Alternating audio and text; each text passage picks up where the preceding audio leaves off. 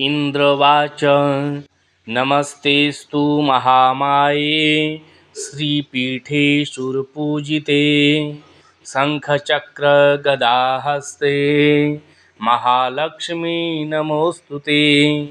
नमस्ते गरुडारूढे कौलासुरभयङ्करी सर्वपापहरे देवी महालक्ष्मी नमोऽस्तुते।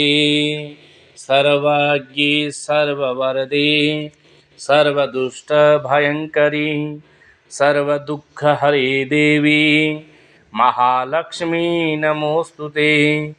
सिद्धिबुद्धिप्रदे देवी भुक्तिमुक्तिप्रदायिनी मंत्रपूते सदा देवी महालक्ष्मी नमोऽस्तुते। आद्यन्तरहिते देवी आद्यशक्ति महेश्वरी योगजे योगसम्भूते महालक्ष्मी नमोऽस्तुते। स्थूलसूक्ष्म महारौद्रे महाशक्ति महोदरे महापापहरे देवी महालक्ष्मी नमोऽस्तुते। पद्मासनस्थिते देवी परब्रह्मस्वरूपिणी परमेशी जगन्मातर महालक्ष्मी नमोऽस्तुते।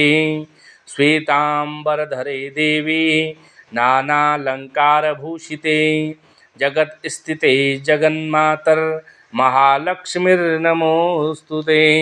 महालक्ष्म्याष्टकं स्तोत्रं यः पठेत् भक्तिमान् नरः सर्वसिद्धिर्भवन्माप्नोति राज्यं प्राप्नोति सर्वदा।